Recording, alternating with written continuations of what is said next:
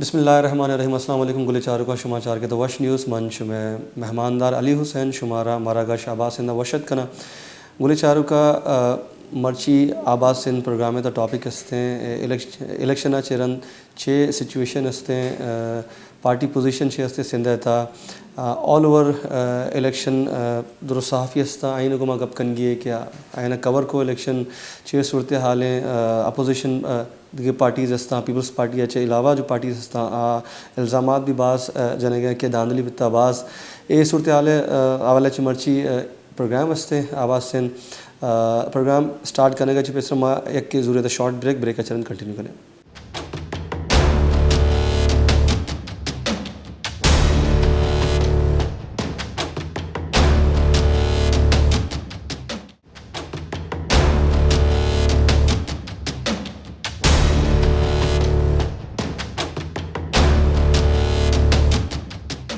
चार का ब्रेक का चरण शुमारा वशत कने प्रोग्राम आवाज़ सिंध मर्ची का फलगे इलेक्शन चरण सूरत हाल हस्ते आई सरामा कब कन गए इधर पार्टी पोजीशन हस्ते पीपल्स पार्टी सिंधा चे तकरीबन 85 सीट पाकिस्तान पीपल्स पार्टी हस्ता MQM में 28 सीट MQM हस्ता आज़ाद उम्मीदवार आइन ताल्लुक PTI हस्ते आइन 10 सीट हस्ते GDA 2 सीट हस्ते बाकी जमात इस्लामी भी 2 सीट हस्ते दा इधर एक सीनियर सहाफ़ी अमरादारी कन गए अशफाक साहब सक्कर आचे सर बहुत बहुत शुक्रिया वश न्यूज़ को वक्त देने के लिए। वैसे सब आज हम बात कर रहे हैं इलेक्शन के हवाले से जो इंतखाबात हो चुके थे उसके हवाले से कि किस तरह जो है पार्टी पोजीशन क्या है और अंदरूनी सिंध की अगर हम बात करें तो क्या सूरत हाल रही है वहाँ पर ऑल ओवर सूरत हाल पर हम बात कर रहे हैं, क्या कहेंगे? मोहम्मद हुसैन साहब, सबसे पहले तो मैं आपका बहुत ही मशहूर हूँ। आपने एक मरतबा फिर से मुझे मदऊ किया अपने प्रोग्राम में। मैं आपके प्रोग्राम के तवज्जुह से सक्खर डिवीजन के हवाले से बात करूँगा कि सक्खर पर जो है पहले की तरह इस बार भी जो है पाकिस्तान पीपल्स पार्टी का पलड़ा जो था वो भारी था। और NA 200 की अगर बात करते हैं तो NA 200 के हवाले से पाकिस्तान पीपल्स पार्टी जो है वो सबसे आगे रही। नोमान इस्लाम शेख था सक्खर में, जिसके हवाले से कहा जाता था कि वो नोमान इस्लाम शेख जो है इस मरतबा जो है वो जीत नहीं पाएंगे और इस मरतबा जीत नहीं पाएंगे, जबकि वो GDA के ग्रांड डेमोक्रेटिक अलायंस के एक दीदार अली जतोई साहब थे, वो उसके जीतने के चांसेस बहुत ज्यादा थे। लेकिन अनफॉर्चुनेटली जब एक फाइनल रिजल्ट आया तो उस रिजल्ट में दीदार जतोई साहब के 41,970 वोट पड़े हुए थे, जबकि नोमान इस्लाम शेख के 98,244 वोट थे। मैं आपको बताऊं कि सर ये जो NA 200 की बात कर रहे हैं हम, पहले तो NA 200 पर जो है टोटल जो वोट पड़े थे यहाँ पे कास्ट हुए थे वो 1,63,642 वोट पड़े थे, जिसमें 6,625 वोट जो है वो खारिज किए गए थे। ठीक है सर। तो ये दीदार जतोई साहब की जो पोजीशन पहले तो मजबूत थी, लेकिन इलेक्शन के फाइनल रिजल्ट के बाद जो है वो 0 पे आ गई। बहुत बड़ा फर्क है, बहुत बड़ी लीड है। 98,000 और 41,000 के हवाले से देखा जाए तो बहुत बड़ी लीड है। जबकि दूसरा हमारे पास हल्का था NA 201 का, जहाँ पे पाकिस्तान पीपल्स पार्टी के सीनियर रहनुमा थे सईद खुर्शीद अहमद शाह, जबकि उसके मुकाबले में जो थे जमीयत उलमा इस्लाम के थे मोहम्मद सालेह इंदर थे। तो इंदर साहब की वहां पे पोजीशन तो मजबूत बताई जा रही थी, लेकिन अनफॉर्चुनेटली वो भी 53,625 वोट ले सके, जबकि उसके मदे मुकाबल जो तो सीनियर सियासतदान थे सईद खुर्शीद अहमद शाह, वो 1,21,556 वोट ले गए और वो बहुत ही बड़ी मिकदार में वोट हासिल करके जो 201 NA हमारे सक्खर की थी वो जीतने में कामयाब हुए। और मैं आपको बताऊं सर, NA 201 के हवाले से वो 1,81,895 वोट जो थे टोटल पड़े थे, जिसमें 7,935 वोट जो थे वो खारिज हो गए थे। तो सूरत हाल ये है कि काफी मेहनत की थी ग्रैंड डेमोक्रेटिक अलायंस की, नेशनल अलायंस जो GDA थी उसने काफी मेहनत की थी। और इसके साथ साथ पाकिस्तान तहरीक इंसाफ के यहाँ पर अली गौहर फोटो तो थे, लेकिन वो इंडिपेंडेंट के हवाले से बैठे थे, लेकिन वो जीत नहीं पाए और उसको वोट भी बहुत ही कम पड़े हुए थे। सही। अच्छा मुशर्रफ कता कलामी की माजरत, हम यहाँ देख रहे हैं कि पाकिस्तान पीपल्स पार्टी का जो मुकाबला था वो जीडीए से ही था। हर तरफ हम देख रहे थे कि जीडीए की पोजीशन थी वो कहीं स्ट्रॉन्ग थी और कहीं वीक थी, और साथ साथ जिस तरह पंजाब में आज़ाद उम्मीदवारों का पलड़ा भारी रहा, तो सिंध में इस तरह आज़ाद उम्मीदवार हमें नज़र नहीं आए। कराची के अलावा अगर हम ऑल ओवर सिंध की बात करें, सिंध के दीगर जो अजला है वहाँ पर, तो क्या वजह थी वहाँ पर? सर बिल्कुल बिल्कुल ऐसे ही है। तभी तो कहते हैं कि सिंध में अभी भी जो है शऊर की जरूरत है, और जो है सिंध में शऊर ने अभी एंट्री नहीं की है। जबकि इस हवाले से अगर बात करते हैं तो पाकिस्तान के हवाले से देखा जाए तो पंजाब में, केपीके में, जहाँ पे लोग उनकी मजाकें उड़ाते हैं बिलखुसूस खैबर पख्तूनख्वा की, लेकिन सबसे ज्यादा वो इस मरतबा पाया गया कि वो वहाँ के लोग जो है वो बाशऊर हो चुके हैं, और वो अपने जो वोट है, जो अपने हक राजगी है, उसको बहुत अच्छे तरीके से वो इस्तेमाल करना जानते हैं, और अच्छे तरीके से उन्होंने इस्तेमाल भी किया है। लेकिन इत्तेफाक से सिंध में ऐसा नहीं है। सिंध में बहुत ही चेंज है, मुख्तलिफ है। भले चाहे जीडीए खड़ी होती है या उसके अलावा इस मरतबा काफी चांस था मौलाना साहब का, जमीयत उलमा इस्लाम का, तो जमीयत उलमा इस्लाम को भी जो है इस मरतबा शिकस्त का सामना करना पड़ा, और उसको भी कोई अच्छी खासी कामयाबी नसीब में नहीं आई। तो ये पाकिस्तान पीपल्स पार्टी पहले की तरह सिंध में अब इस मरतबा जो है क्लीन स्वीप किया हुआ है पाकिस्तान पीपल्स पार्टी ने। और दूसरी बात सर मैं आपको बताऊं कि अगर कराची की बात की जाए तो कराची में भी देखें, पहले तो जो थी इनके मुत्तहिदा कौमी मूवमेंट को खत्म किया गया था, उसको उसकी कोई सीटें नहीं थी। उसकी जगह पे पाकिस्तान तहरीक इंसाफ की जो तमाम सीटें थी वो उसके हिस्से में आई थी। लेकिन अनफॉर्चुनेटली इस मरतबा जो पाकिस्तान की 2024 की जो इलेक्शन थी वो बहुत ही एक क्रिटिकल इलेक्शन कहें, या उसको एक ऐसा इलेक्शन या सिलेक्शन का नाम दें जिसके हवाले से पूरी दुनिया की जो मीडिया है उन्होंने भी तनकीद का निशाना बनाया है। बड़े बड़े इदारे, कल मैं एक अल जजीरा टेलीविजन पर एक रिपोर्ट देख रहा था, उसने भी अच्छी खासी तनकीद का निशाना बनाया पाकिस्तान को। हत्ता के यूनाइटेड स्टेट की एक स्टेटमेंट आई वहां की कि हम पाकिस्तान में किसी भी गवर्नमेंट के साथ काम करने के लिए तैयार हैं, कोई भी गवर्नमेंट आए तो हम उसके साथ काम करने के लिए तैयार हैं। पर यहाँ का रिजल्ट जो है उल्टा है, और समझ में नहीं आ रहा कि लोग जो मिसालें दे रहे हैं कि सकूत ढाका की तरफ हम जा रहे हैं, लेकिन आगे अल्लाह ताला खैर कर हमारे ममलकत पाकिस्तान की जो है अमान में रहे अपना मुल्क। तो इस हवाले से इस मरतबा जो है धांधली के हवाले से देखा जाए तो धांधलियों के सबूत बहुत सारे मिले हैं, और ये न सिर्फ मीडिया पर बल्कि सोशल मीडिया पर भी वायरल हुए हैं। अच्छा, मैं आपसे यही जानना चाह रहा था, मेरा अगला सवाल यही था कि आपने क्या देखा इन इलेक्शन को, क्योंकि मुखालिफिन तो इन इंतखाबात को शफाफ करार नहीं देते, तो आपने क्या देखा, किस हद तक इंतखाबात जो हैं वो शफाफ नज़र आए आपको? नहीं, बिल्कुल वाकई ये बात सच है कि मुखालिफ अपने मुखालिफ पर हमेशा इल्ज़ाम बाजी करते हैं, लेकिन हमने जो एज ए जर्नलिस्ट हमने अपना काम किया अपनी ईमानदारी के साथ। मैं आपको बताना चाहता हूँ कि शफाफियत कहीं पे नजर आई तो कहीं पर नहीं भी नजर आई। लोग जो थे छत्ते के ऊपर छप्पा मार रहे थे। मेरे सामने की बात है, मेरे गले में प्रेस का लोगो था, कार्ड था, पड़ा हुआ था। तो मेरे पास एक बंदा आया, उसने मुझे बताया कि सर मेरा वोट कास्ट नहीं हुआ है, मैं वोट डालने के लिए गया हूँ। तो वहां पर मुझे उन अफसरान ने वापस किया है। उन्होंने कहा है कि आप जो है वो आपका वोट दाखिल हो चुका है, आपने वोट दे दिया है। मैंने कहा कि यार मेरे अंगूठों पे कोई निशान नहीं है और मेरी कोई फिंगरप्रिंट करवा दे, मैं तो अभी घर से आया हूँ, मेरा वोट कहाँ से हुआ?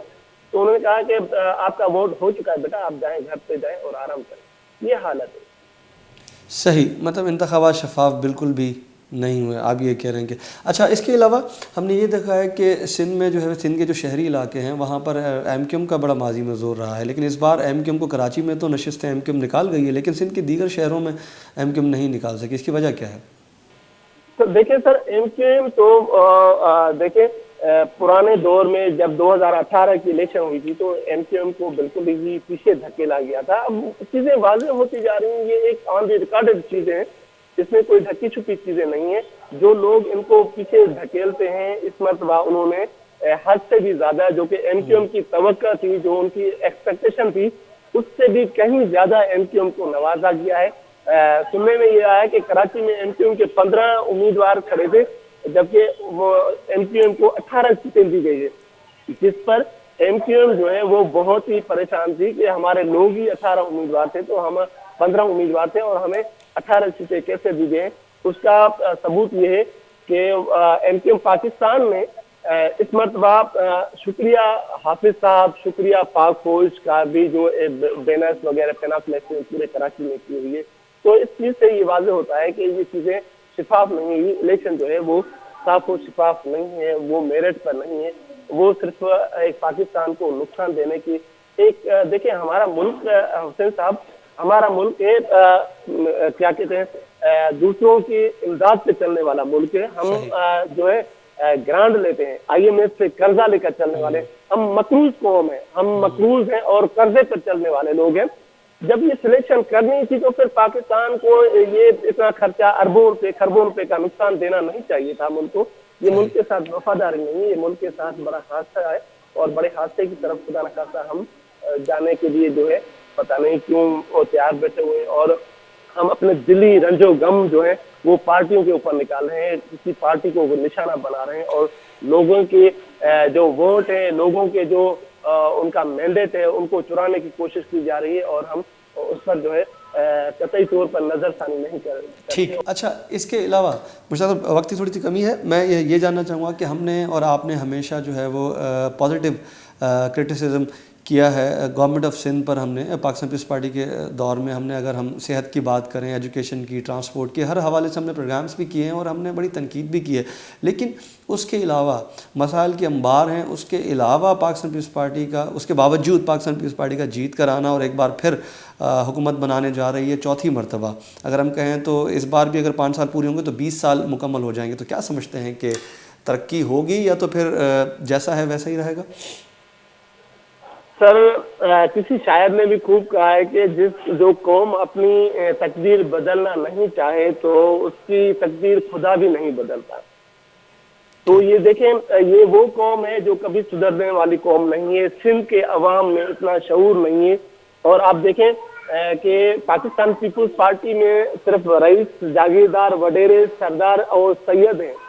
सैयदों के अलावा कोई नहीं। आम बंदा, आम वर्कर इसमें नहीं है जो जीत कर आए और जो अवाम का दर्द रखता हो, जो एजुकेशन के लिए सोचता हो, जो सेहत के लिए सोचता हो, जो अवाम की बुनियादी जरूरियात है उसके लिए सोचता हो। ये चीजें नहीं है। और इस मरतबा भी आप ये उम्मीद नहीं लगाएं कि आपके लिए कुछ बेहतर होने जा रहा है। लेकिन मैं आपके प्रोग्राम के तवज्जुह से ये बताना चाह रहा हूँ कि आने वाले मंथ में आप देखेंगे कि अवाम की चीखें निकलना शुरू हो जाएगी। IMF जो है अपना दबाव बढ़ाएगा कि अब आपकी हुकूमत बन गई है, अब अपने रेटों को मजीद बढ़ाएं, जिसमें डॉलर भी बढ़ेगा, जिसमें आपका पेट्रोल भी बढ़ेगा, जिसमें अशिया फजलोश की चीजें भी बढ़ेंगी। लेकिन हुक्मरानों को सिर्फ अपनी हुक्मरानी, अपनी सीट, अपनी ऐशो अयाशी और इशरत के लिए जदोजहद करने में लगे हुए, इनको कोई अवाम की फिक्र नहीं है। मैं नहीं समझता कि आने वाले 5 साल जो है पाकिस्तान पीपल्स पार्टी या सिंध में गवर्नमेंट करने वाले लोग जो है सिंध के लोगों के लिए कुछ सोचेंगे, सिंध की अवाम के लिए, सिंध के बच्चों के लिए और सिंध में रहने वाले जितने भी लोग हैं, मुख्तलिफ ज़बानों के लोग जो रहते हैं, उनके लिए कुछ सोचेंगे। कुछ बेहतर सोचने की कोई प्लानिंग इनके पास मौजूद नहीं है। अच्छा, सिंध का CM कौन बनने जा रहा है? आपके पास जाहिर सी बात है सहाफ़ी हैं आप और कहीं ना कहीं से खबर आप तक भी पहुंच रही होगी, तो कौन बनने जा रहा है? क्या मुराद अली शाह साहब बनने जा रहे हैं, शजील साहब या नासिर हुसैन शाह साहब या कोई और सिंध का CM? बिल्कुल बिल्कुल, ये एक वो क्या कहते हैं तुक्का है, तुक्का लगाया जा रहा है कि नासिर हुसैन शाह साहब जो है वो मजबूत उम्मीदवार है, शर्जील इनाम मेमन साहब है और इसके अलावा जो मैडम फरियाल तालपुर साहिबा है वो भी इस दौड़ में शामिल है। और इसके साथ साथ जो पुराना एक्सपीरियंस है शाह साहब का, मुराद अली शाह साहब का, वो भी उसका बहुत अच्छे तरीके से वो चीज़ों को देखते हैं। और इस हवाले से अभी कबले इस वक्त है कि किसी का नाम लें, लेकिन ये वाकई ये लोग जो हैं CM की दौड़ में शामिल है।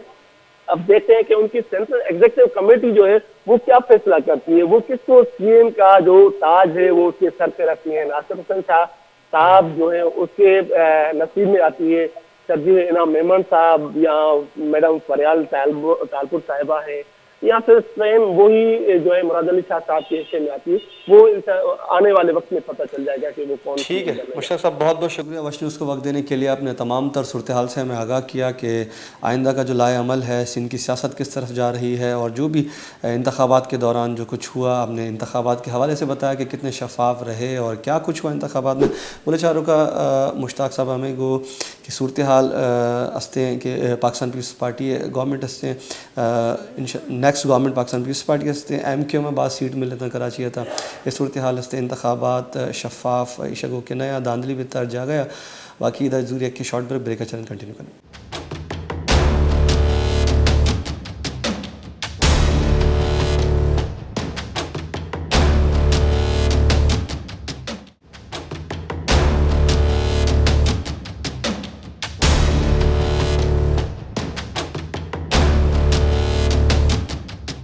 मुलचार को ब्रेक चलन शुमारा वशत कने प्रोग्राम लगे आबाद सिंह मर्ची टॉपिक हस्ते हैं इलेक्शन अच्छे रन सूरत हाल पाकिस्तान पीपल्स पार्टी गवर्नमेंट वगैरह के CM पाकिस्तान पीपल्स पार्टी हस्ते MQ में बार सीट मिल लेता है पाकिस्तान तरीक इंसाफ दास्ता दा सीट मिल लेता MQ में 28 पाकिस्तान पीपल्स पार्टी 85 इधर के दिगे सीनियर सहाफ़ी कराची हस्ते हैं अब्दुल रज़ाक अमरादारी कन गए वशत कने। रज़ाक साहब बहुत बहुत शुक्रिया वश न्यूज़ को वक्त देने के लिए।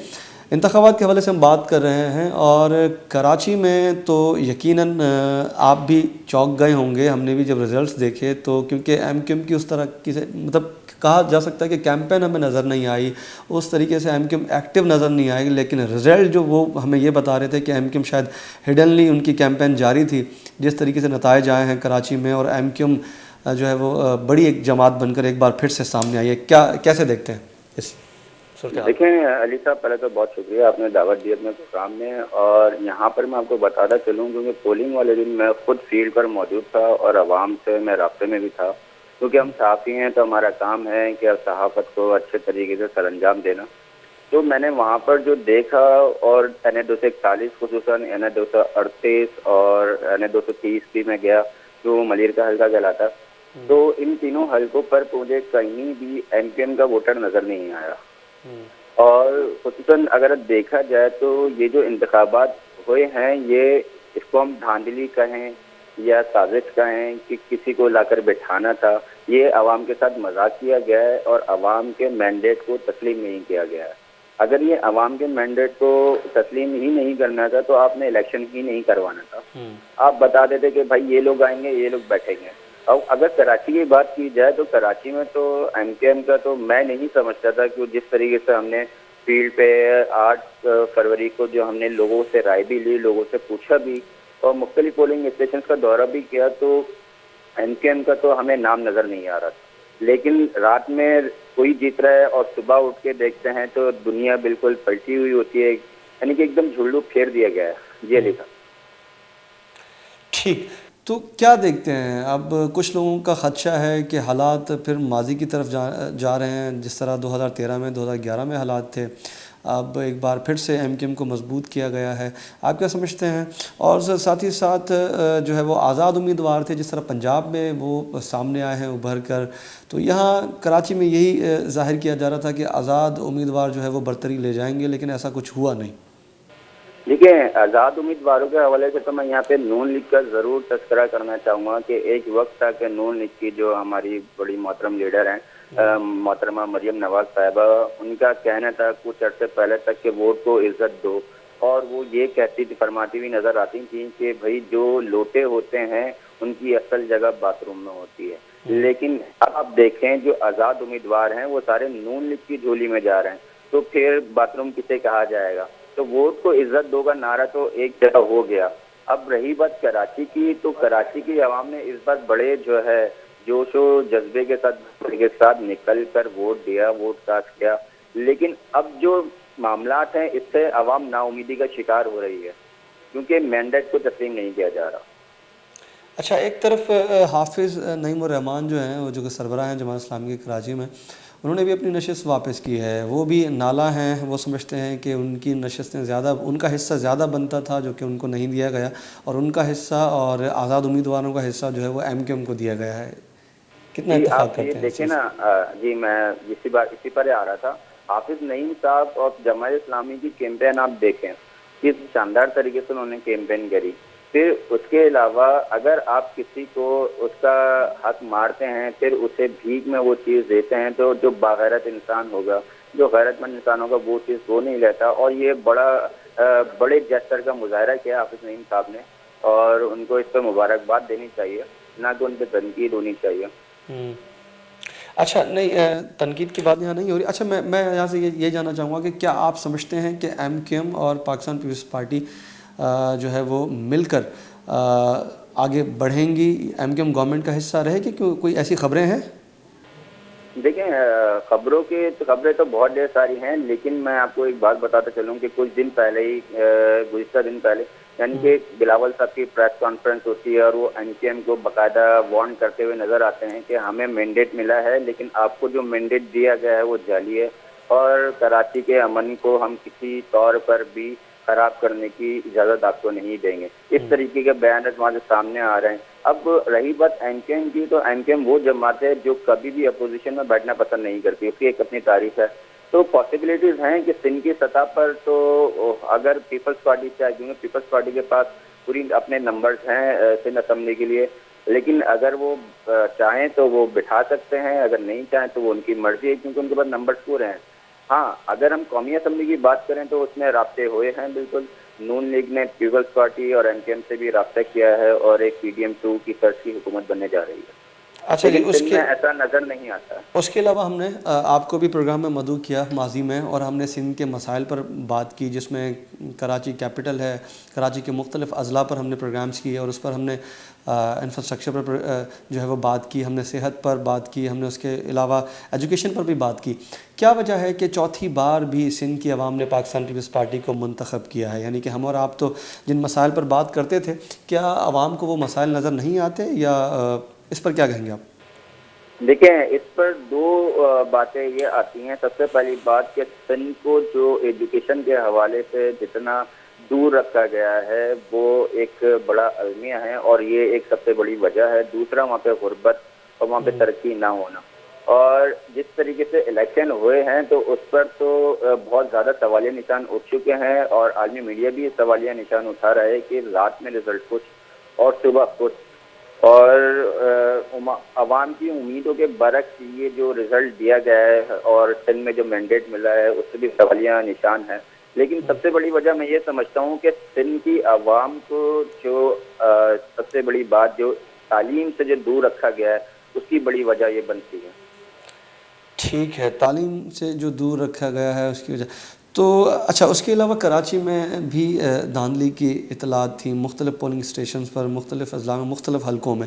आपने इस इलेक्शन को, आखिरी सवाल में वक्त की कमी है, कैसा पाया? शफाफ इंतखाबात, कितने % शफाफ इंतखाबात आपको नज़र आए? देखें, शफाफियत पे तो ऐसे बहुत ज़्यादा सवालात हैं, और शफाफियत तो मुझे बिल्कुल भी नज़र नहीं आई। आप देखें, इलेक्शन वाले दिन शाम के वक्त लांडी के एरिया में बाकायदा तौर पर कुछ लोग, सियासी जमात के लोग घुसते हैं पोलिंग बूथ में, और बॉलिंग बक्से निकाल के ले जाते हैं और ठप्पे लगाते हैं, और दूसरी जमातों के कारकुनों को सदुकोप किया जाता है, और इवन के पोलिंग जो ऑफिसर्स हैं उनको भी। तो इसकी शफाफियत पे तो बहुत ज़्यादा सवालियत निशान है। तो मेरी नज़र में तो कोई शफाफ इलेक्शन नहीं हुआ। अच्छा, सिंध का CM कौन बनने जा रहा है, इतलात हैं? इस बार तो देखते हैं। क्या पीपल्स पार्टी की तरफ से तो फरियाद काकुल साहिबा का नाम अभी ज़ेर गौर है, और बहुत पॉसिबिलिटीज हैं कि उन्हीं को ही बनाया जाए। ठीक है जी। आसिफ जरदारी साहबा की जो हमशीरा हैं फरियाद ताहरपुर साहिबा, उनका आपको लगता है कि उनको CM बनाया जा सकता है? जी जी, उनका नाम ज़्यादा है मुख्तलिफ हल्कों में, और खुद पीपल्स पार्टी की जो सीनियर लीडरशिप है उनकी तरफ से ये नाम सामने आया है। चलिए जी, बहुत बहुत शुक्रिया आसिम साहब, आपने तमाम तर सूरत हाल से हमें आगाह किया कि कराची में क्या कुछ हुआ, और जो एमकेएम को मैंडेट मिला उसके हवाले से, जमात इस्लामी की नाराज़गी के हवाले से, उसके साथ साथ पाकिस्तान पीपल्स पार्टी और एमकेएम के रिश्ते के हवाले से कि मुस्तकबिल में क्या होगा, सिंध की सियासत और सिंध के जो हालात हैं वो किस तरफ जाएंगे, ये तो आने वाला वक्त बताएगा। बहुत बहुत शुक्रिया वश न्यूज़ को वक्त देने के लिए। गुलचार हुआ अब्दुल रज़ाक, सीनियर सहाफ़ी, कराची चस्ते अयाम गो एमकेएम पीपल्स पार्टी है दिखे इलेक्शन सूरत हाल कराची था 8 फरवरी इलेक्शन आई था। इदा जीरे के शॉर्ट ब्रेक चरण कंटिन्यू करें।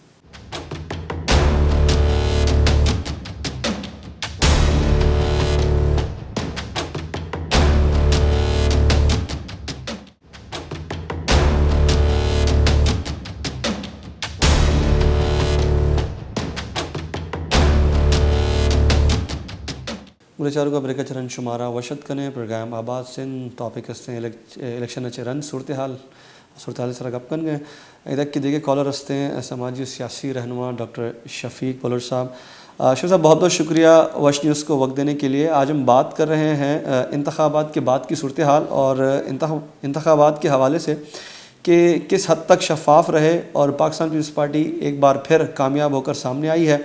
तो आपने तमाम तर सूरत हाल को किस तरह देखा इंतखाबात के हवाले से, ज़रा हमें बताइएगा। जी अली भाई, बात ये कि ये जो इंतखाबात हुए हैं ये तो मेरे समझ में ऊपर से ये सिलेक्शन हुई है, ये इलेक्शन नहीं हुई है। सही। उन्होंने अपने अपने हिसाब से बंदे अपने सिलेक्ट कर लिए, तो उनकी जो ऊपर बैठे हैं हमारे इदारे वाले उनकी मर्जी है, जैसे वो चाहे वो इलेक्शन करा सकते, लेकिन ये इलेक्शन तो नहीं है। सही। देखिए हमारी पूरी सिंध के अंदर आप देखें कितना इंतशार था पीपल्स पार्टी के खिलाफ लोगों का। क्या कि गुज़श्ता बारिशों की वजह से, फ्लड की वजह से लोग बिल्कुल पीपल्स पार्टी से बेजार थे और उनको कोई वोट देने के लिए तैयार नहीं था। लेकिन पता नहीं ये ऊपर से कौन सी मखलूक़ात आ गई जिसमें उनको वोट देकर उनको कामयाब करके असेंबली में बिठा दिया। ये जो सूरत हाल चल रही है, हम तो यही चाहते हैं कि ये ऐसी सूरत आगे भी चली तो शायद ये और कोई ऐसा नुकसान हो सकता है हमारी रियासत को। हम नहीं चाहते कि ऐसा कोई सिस्टम आए कि हमारी रियासत को कोई चैलेंज करे या हमारे इदारों को कोई बुरा भला कहे, लेकिन हमारे इदारे जो बैठे हैं ऊपर वाले वो काबिल एहतराम है, उनका कोई सिस्टम नहीं। लेकिन नीचे जो सिस्टम चल रहा है वो सही नहीं है। एक्चुअल जमहूरियत का काम होता है जमहूरी तरीके से इलेक्शन हो, जो नुमाइंदे हैं वो अपने अपने सिलेक्ट हो के आ जाए, इलेक्टेड के हिसाब से आ जाए ना। ये सिलेक्शन हो रही है, हम इस इलेक्शन को फेयर और फ्री नहीं मानते, ये तो बिल्कुल सिलेक्टेड है। अच्छा, इस तरह के इंतखाबात से आप समझते हैं कि मुल्क तरक्की करेगा? क्योंकि मैंने और आपने हमेशा इस प्रोग्राम में आपने भी बात की है इंफ्रास्ट्रक्चर पर, सेहत पर, सिंध के पूरे सिस्टम पर हमने बात की है, तो लोग हमें नाला दिखाई दिए हैं और जहाँ भी हम फील्ड पर भी गए हैं तो लोगों ने बड़े गुस्से का इजहार किया है। तो लेकिन उसके बावजूद इंतखाबात में एक जमात का जीत कर सामने आना और चौथी बार हुकूमत करना, आप समझते हैं कि सिंध में तरक्की की कोई उम्मीद है? अरे भाई, मैं तो आपके तवज्जो से ये बात करूंगा कि ये जो अभी ये जो मौजूदा इलेक्शन हुई है, मैं समझता हूँ कि पाकिस्तान को सेक्योर रिस्क बना चुके हैं ये लोग। कभी ये तरक्की की कोई भी उम्मीद नहीं, लेकिन और भी हमारी रियासत को नुकसान पड़ेगा, क्योंकि ये लोग गुज़श्ते तकरीबन 40 साल से ये चल रहे हैं, हम उनको देखते आ रहे हैं क्या उन्होंने किया है। पाकिस्तान दुनिया का बेहतरीन ममालिकों में शुमार होता है, लेकिन हमारी गिफलत की वजह से, हमारे इदारों के पसंद और नापसंदीदा वजह से हमारा पाकिस्तान पूरी दुनिया में बदनाम हो रहा है। ये कौन सा तरीका है? ये तरक्की तो अलग की बात है, लेकिन पाकिस्तान की रियासत के खिलाफ भी ये काम चल रहा है। कैसे रियासत ये आगे बढ़ेगी, दुनिया से कैसे हम चलेंगे? मुंह दिखाने के काबिल नहीं रहे। ये कौन सी इलेक्शन है? जमहूरियत तो है ही नहीं, ये तो सीधी सिलेक्शन हो रही है। आज तक देखें महंगे की शरह आप देखें कहाँ तक पहुंची है। लोग भूखे प्यासे सोए हैं, मर रहे हैं लोग। ये अपने ऐसे कहते हैं कि आप नाक के सामने जो देख रहे हैं अपने, वो उस पे काम कर रहे हैं। कभी आरसी में अपना मुंह तो देख के बताएं कि हम क्या हैं। अच्छा जी, सिंध की सूरत हाल पर अगर हम बात करें तो दीगर जमातें हैं जिसमें जमात इस्लामी ने जो है वो अपनी नशिस्त वापस की है, GDA ने अपनी नशिस्त वापस की है एहतजाजन। आप समझते हैं कि इनका ये एहतजाज रंग लाएगा या इसको रिव्यू करना पड़ेगा? अब कुछ हलकों में उम्मीदवार जो हैं वो उन्होंने इंतखाबात को चैलेंज भी किया है, इसको किस नज़र से देखते हैं? अली भाई, बात ये कि मैं तो ये कहूँगा कि इनकी बात मानी जाए। जो भी जमातें पीपल्स पार्टी के अलावा जो भी जमातें, जमात इस्लामी है, JUI है या GDA है और जो भी जमातें हैं, उनकी बात ये मानी जाए और उनको सही तरीके से हैंडल किया जाए तो बेहतर है, वरना ये मुल्क की हालत इंतहाई खराब रास्ते पे चले जाएंगे। अच्छा, आपके पास कोई इतलात है कि सिंध का वज़ीर आला कौन होने जा रहा है? ये सुन रहे हैं कि सिर्फ मुराद अली शाह को उनका नाम आ रहा है सामने, लेकिन मुराद अली शाह का आप पीछे ऐसा देखें कि वो उनकी गवर्नमेंट में जो मुराद अली शाह ने जो काम किया था वो आगे क्या करेगा? वो भी यही करेगा ना। ये अकरबा परवरी, करप्शन, माफिया उरूज पे हो जाएगी, इदारे तबाह बर्बाद हो जाएंगे, कोई इंफ्रास्ट्रक्चर वो बिल्कुल खत्म हो जाएगा।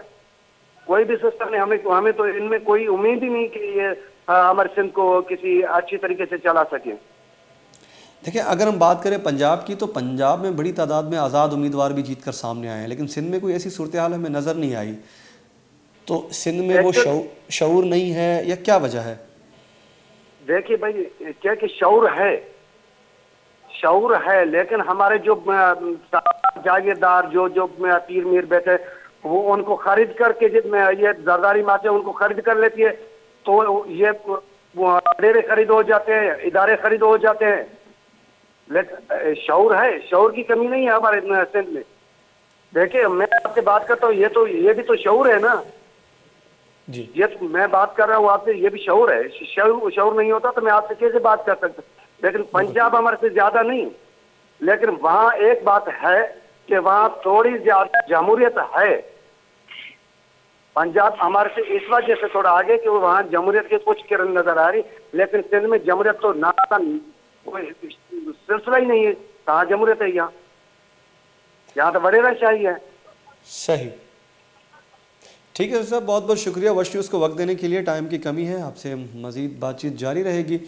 आपने तमाम तर सूरत हाल से हमें आगाह किया और आपका गुस्सा भी बजा है, आप नाला भी हैं कि ये सिलेक्शन है, ये इलेक्शन नहीं है। अगर इस तरह के इंतखाबात करवाने हैं तो इससे बेहतर है कि सिलेक्शन ही सेलेक्ट ही कर दिया जाए लोग। तो ये आपका तज़िया था। गुले चारू का सूरत हाल शमदेम हस्ते सिंध इलेक्शन पीपल्स पार्टी एक तकरीबन next government Pakistan Peoples Party हस्ते हैं सूरत हाल शुमदेम हस्ते हैं तमाम तर हालात एजुकेशन इंफ्रास्ट्रक्चर सेहत हेल्थ दुरुस्त सूरत हाल मर्ची प्रोग्राम अली हुसैन विदेता इजाज़त इंशाल्लाह नेक्स्ट टाइम देखे टॉपिक इस तरह प्रोग्राम करें। अल्लाह निगहबान।